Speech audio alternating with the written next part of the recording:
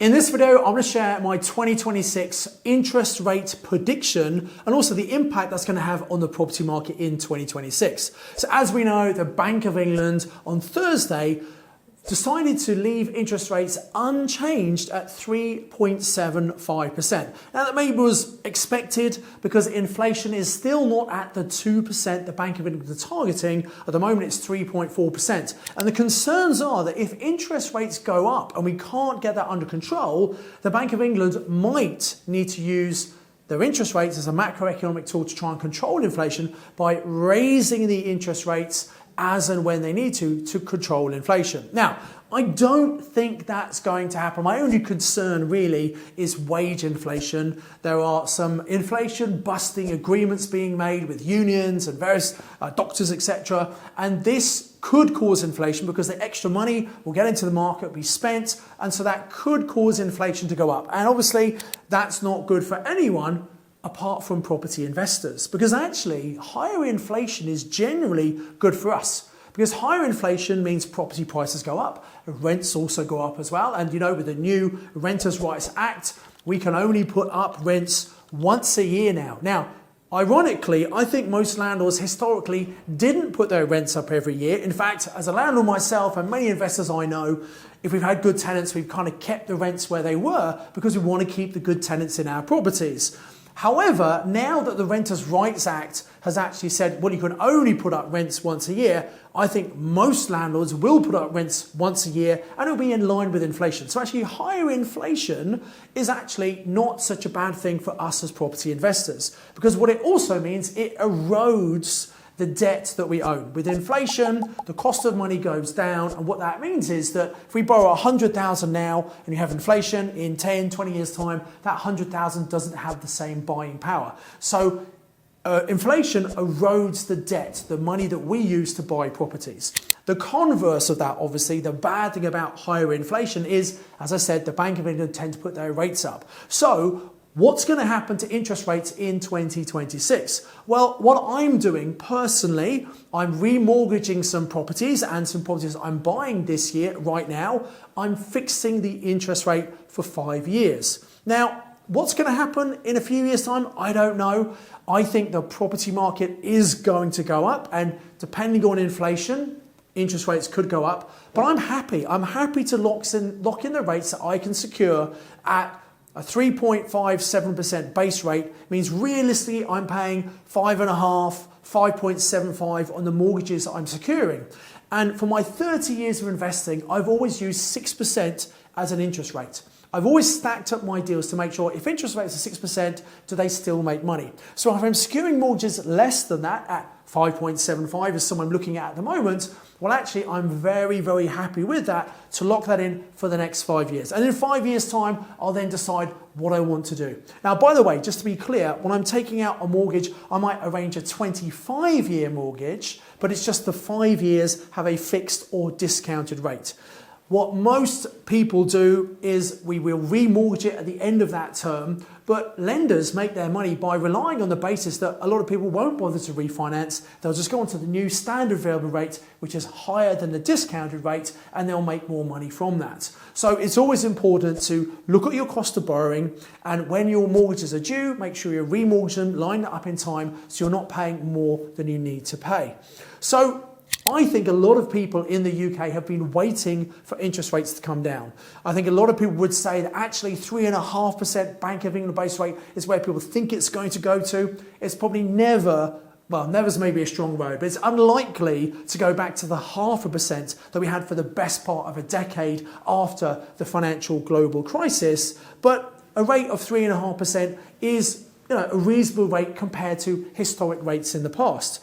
So whilst a lot of people are waiting still to come down, it still means we have this buyer's market. There are more people who are out there looking to sell properties than there are looking to buy properties. And I believe, based on some information we got from our friends at Property Filter, which is great software we use to find deals, that January 2026 saw more properties come to the market than any other month in the last decade. And I think the reason is many landlords are deciding to retire They're saying, you know what, I don't want to be in property anymore. What with the Renters' Rights Act coming in, which is coming into full force on the 1st of May 2026, with the Section 24 taxes, we've got used to that over the last couple of years with the higher interest rates.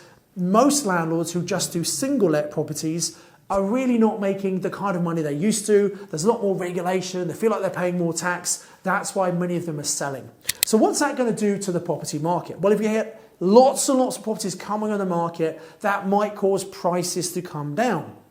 So should you wait? Should you wait till it hits the bottom? Well, that's a great question. And you know what? If you know when it's going to hit the bottom, come and see me, because we can both make a lot of money together. Because the reality is no one knows when it's going to hit the bottom. Not you, not me, no one. And the problem is when it does hit the bottom, and then everyone believes it's the bottom, i.e. the general public, the press, and also sellers, what do you think happens when it hits the bottom? Well, after a period of time, prices start to go up. And what that means is sellers become more optimistic that someone might come along and give them the price they want, or even more than they want for the property. And that was happening when we saw the last property boom during and post-COVID, where property prices just shot up massively. So if sellers are waiting for the right price, they're less likely to take discounts. Whereas now, where there's lots of supply and prices generally are coming down, now is the time to negotiate. Now is the time to secure great deals. And if you're happy with the interest rates as they are, I'm fixing mine right now, and I'm not giving you financial advice, but I would think long and hard. We don't know what's going to happen to interest rates in the future. If it works with a set number, why not lock in that security so you know exactly what you're going to be paying every month for the next 3 or 5 years. So to summarize this, no one really knows what's going to happen with interest rates. However, I think they're going to be fairly stable at this rate. They might come down a little bit to 3.5%. They might go up a little bit if inflation gets out of control, but I think they can be pretty stable during 2026. The property market, on the other hand, which is probably going to be a bit difficult right now with all these properties for sale, a bit difficult for sellers to sell, great time for us to buy. The property market, I believe we're going to start to see that go up towards the end of 2026. And I believe within 4 or 5 years, we're going to have some significant growth in the property market. Why? That's because we still have this strong demand. There's a big need for accommodation here. Rents over time go up, values go up over time. We see a lot of big institutions like BlackRock and Lloyds are buying lots of properties. They're competing with some of the landlords who are out there, and I think that's going to push some of the prices up. And I think the average investor is going to come back to the market. I think the first-time buyers and people looking to move, now we've got this interest rate remaining the same. People might think that might be as far as we go. I think they're going to come back into the market in spring, April time. So that's why I think the UK property market generally is going to start going up. Now, it is an average. Some areas it's already going up. Some areas it's coming down. Some it's just plateaued for a long time. So you need to make sure you know what's happening in your local area where you're looking to invest, and working with local estate agents to understand what's happening in the market, working with letting agents to understand the rental demand, and obviously going to a local property investor network meeting to connect with other investors on the ground to find out what their experience is of finding properties, renting properties out. Is really, really important to do. So if you haven't been to a PIN meeting, get yourself along to www.pinmeeting.co.uk. We'll put a link in the chat box below. And if you've never been to a PIN meeting before, when you go to the payment page, click where it says pay with a voucher code, put in the word YouTube, and you can bypass the payment page for your very first time, come as our guest to your first local PIN meeting just to see what you've been missing.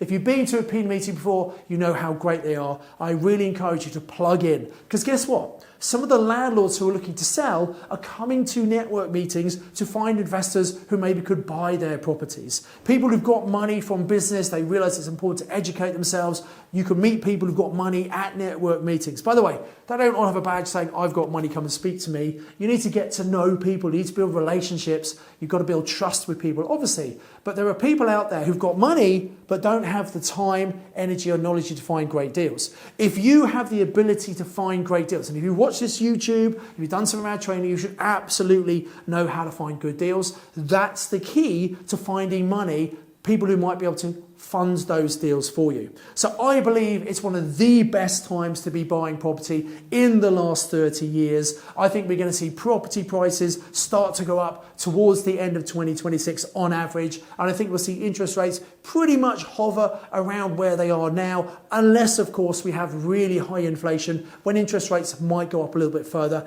That's why I'm locking all my interest rates on the remortgages and the purchases that I'm doing at the moment. I do hope this has been useful for you. Please come and comment below. What do you think is going to happen to interest rates? And are you buying now? Or maybe you're waiting to see if rates come down a little bit further.